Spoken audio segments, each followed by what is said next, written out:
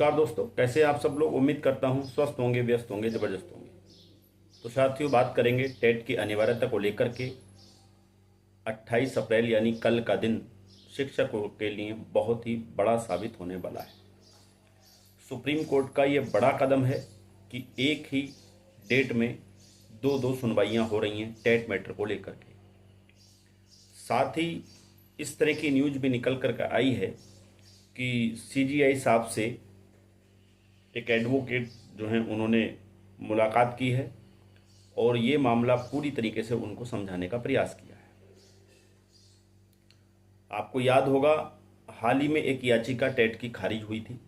उत्तर प्रदेश एक शिक्षक संगठन की तरफ से डाली गई थी, PIL, जिसको डाला था नरेंद्र मिश्रा करके एडवोकेट हैं उन्होंने सुप्रीम कोर्ट के। वो याचिका खारिज हो गई थी और उसमें जो बिंदु दिए गए थे, जो मांग की गई थी, वो बाकायदे जो बहुत कहना चाहिए कि अहम चीज़ें थीं। तो क्या चीज़ें उसमें मांग रखी गई थीं उस पर भी बात करेंगे। और साथ ही ये भी एक कयास लगाया जा रहा है कि CGI साहब से जब ये मामला CGI साहब को बता दिया गया है और CGI के संज्ञान में ये मामला है, तो क्या माननीय CGI इस मामले में कोई हस्तक्षेप करने वाले हैं या उनके हस्तक्षेप की वजह से ये दोनों सुनवाइयाँ एक दिन हो रही हैं। तो इस बारे में इस वीडियो के माध्यम से बात करेंगे। साथ ही बात करेंगे कि CGI साहब का क्या हस्तक्षेप रहेगा और क्या रिव्यू पर उसका प्रभाव पड़ने वाला है। तो निवेदन है, वीडियो में अंत तक बने रहें। आप सभी साथियों का स्वागत है आपके चैनल गेट सॉल्यूशन में। और साथ ही निवेदन है उन सभी साथियों से, शिक्षक साथियों से, जो कहीं ना कहीं लगातार विजिट कर रहे हैं या पहली बार विजिट कर रहे हैं लेकिन चैनल को अभी सब्सक्राइब नहीं किया है, तो निवेदन है वीडियो को दूसरे शिक्षक साथियों तक साझा करते हुए चैनल को अभी के अभी आज ही सब्सक्राइब कर लें। बेल आइकन को हिट करना बिल्कुल ना भूलें, ताकि हमारे द्वारा दी जाने वाली जो भी अपडेट हो, जो भी जानकारी हो, वो आप तक समय से पहुंचती रहे। तो साथियों, जैसा कि आप सभी जानते हैं, परसों हमने वीडियो में आपको बताया था एक वीडियो के माध्यम से कि 28 तारीख को माननीय सर्वोच्च न्यायालय में रिव्यू पिटीशन की लिस्टिंग दोबारा से हो चुकी है। पहले 24 तारीख में लिस्टिंग हुई थी, लेकिन 24 तारीख में इस केस को नहीं सुना गया था, इस पर कोई सुनवाई नहीं हुई थी। तो अब ये जो डेट लगी इसकी वो 28 अप्रैल लगी हुई है और 28 अप्रैल में ये जो है दीपांकर दत्ता जी और मनमोहन जी की बेंच में ये मामला, यानी उसी बेंच पे ये मामला लगा हुआ है। तो सुनवाई बहुत महत्वपूर्ण रहेगी। पहले बात कर लेते हैं CGI साहब से जो मुलाकात हुई है नरेंद्र मिश्रा जी की।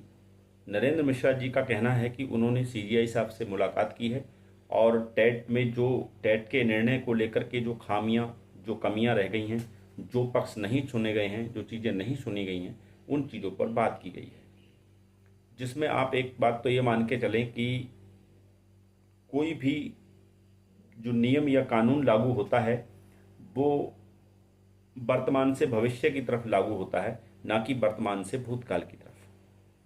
तो एक तो सबसे बड़ी चीज़ यही है कि इसमें जो है जो नियम माननीय सर्वोच्च न्यायालय ने जो आदेश दिया है 1 सितंबर 2025 को, उससे जो है उसे जो पीछे से लागू कर दिया गया, और तब से लागू कर दिया जब टेट नाम की कोई चीज़ नहीं थी और कोई क्वालिफिकेशन टेट नाम की नहीं थी, और RTE एक्ट आने से पहले जो शिक्षक नियुक्ति पा चुके हैं उनको भी इसमें घसीटा जा रहा है।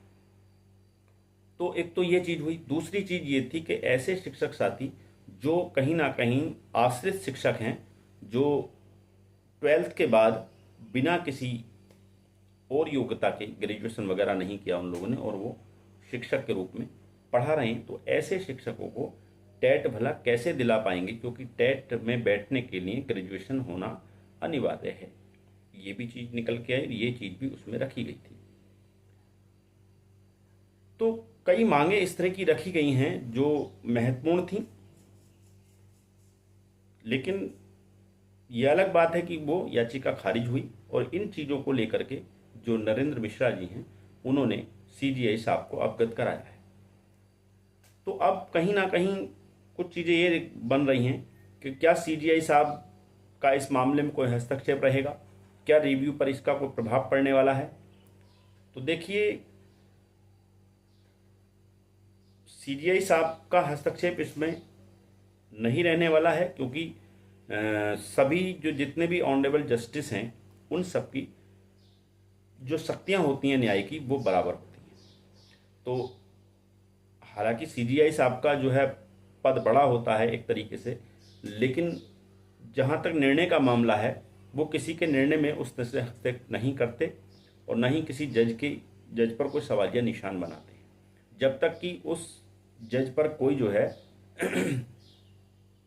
कोई गंभीर आरोप ना हो तब तक उनका कोई हस्तक्षेप नहीं होता है।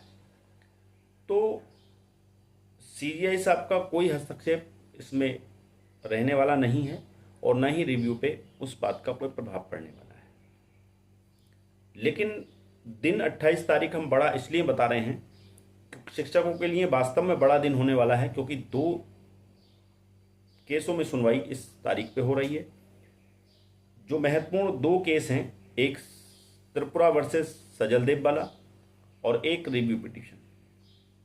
सजलदेव वाले मामले की भी सुनवाई 21 अप्रैल को लगी हुई थी 24 नंबर पे ऑनरेबल जस्टिस दत्ता जी की बेंच में, लेकिन वो सुनवाई जो है उसका नंबर ही नहीं आया और वो सुनवाई उस दिन नहीं हो पाई।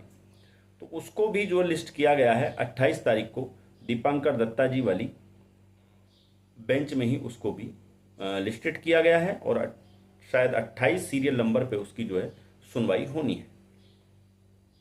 रिव्यू पिटीशन की बात करें तो रिव्यू पिटीशन जो सुना जाएगा वो चैम्बर में ही सुना जाएगा और चैम्बर में जो ऑनरेबल जस्टिस हैं वो ये देखेंगे कि जो भी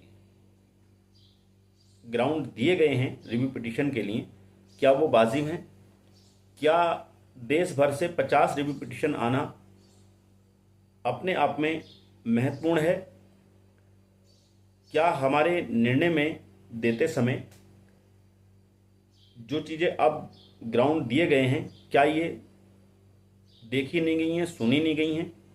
तो ये तो फैक्ट बात है कि बहुत सारी चीज़ें जो इसमें सुनी नहीं गई हैं।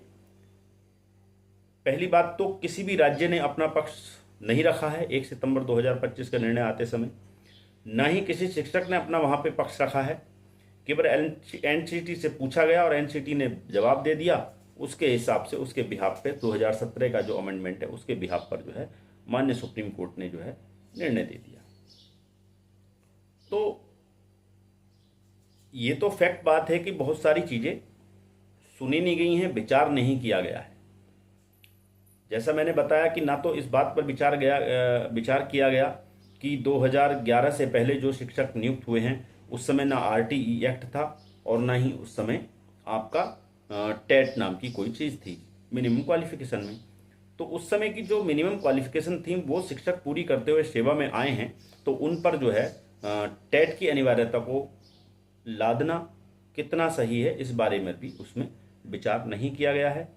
साथ ही इस पर भी विचार नहीं किया गया है जिनकी क्वालिफिकेशन टेट के लिए एलिजिबल ही नहीं है जो लोग, यानी कि ऐसे शिक्षक जो 12वीं पास करके आश्रितों के बिहाफ पर सेवा में आ गए हैं, तो उनको भी वो टेट में कैसे बैठ पाएंगे। तो टेट क्वालिफाई करने से पहले तो टेट में बैठने के लिए मिनिमम क्वालिफिकेशन होना ज़रूरी है और वो मिनिमम क्वालिफिकेशन उनके पास नहीं है। और जो है सुप्रीम कोर्ट ने 2 साल का उसमें जो है समय निर्धारण कर दिया, तो इस बिंदु पर भी उसमें कोई विचार नहीं किया गया है।